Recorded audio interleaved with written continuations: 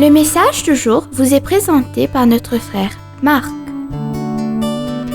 Salut, chers bien-aimés de notre Père Céleste. En ce vendredi matin, je voudrais clôturer cette semaine de gratitude en vous relatant quelques récits de remerciements dans la Bible et aussi des attitudes qui démontrent de la gratitude. Bien-aimés, je ne partagerai que 3 exemples tirés de la Bible concernant des personnes ayant la bonne attitude pour louer Dieu.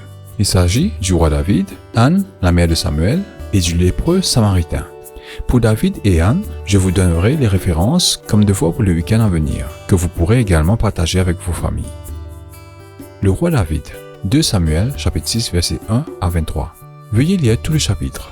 Dans le chapitre 6, verset 14, David a dansé devant le Seigneur de toutes ses forces. Sa femme, Michal, l'a réprimandé pour cela. Mais il a répondu, verset 21 à 22, « Je l'ai fait devant Dieu. Le Seigneur m'a choisi, pas ton père ou quelqu'un d'autre. » New Century Version. Dans la présence de Dieu, je danserai. C'est tout ce que je veux. The Message Bible. Pouvons-nous copier une telle attitude de gratitude? Anne, 1 Samuel chapitre 1, verset 1 à 2 et verset 10. Elle a passé du temps dans une profonde prière, suppliant Dieu de débloquer son ventre. Le prêtre l'a reprimandé, mais Anne a expliqué sa souffrance. Élie répondit, « Va en paix, que le Seigneur d'Israël t'accorde la requête que tu lui as demandée. » 1 Samuel chapitre 1, verset 17.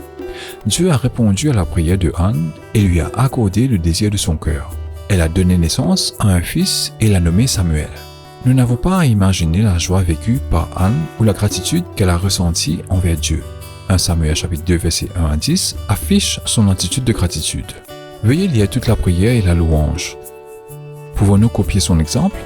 Nous terminerons maintenant avec les lépreux samaritains. Luc chapitre 17 verset 11 à 19. Jésus traversait un village de Samarie lorsqu'il rencontra un groupe de 10 hommes souffrant de la lèpre.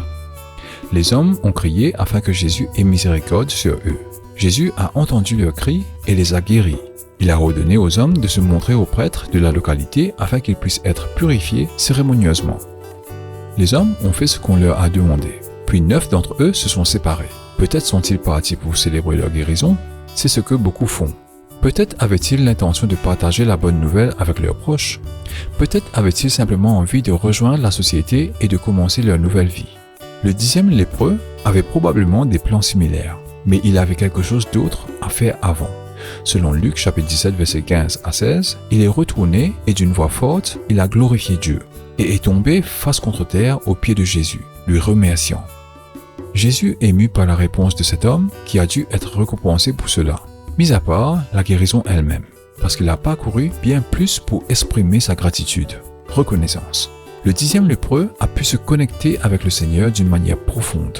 Alors bien-aimés, de même, n'oubliez pas d'avoir cette attitude de gratitude ce dimanche matin à l'église avec votre louange, culte et la dîme. Profitez de ce week-end avec vos proches et essayez de trouver un peu de repos. Un saint baiser à vous tous. Que Dieu vous bénisse. À lundi si Dieu le veut. Au revoir. Si toi aussi tu crois que la parole de Dieu est une bénédiction, partage-la et sois une source de bénédiction pour les autres toi aussi.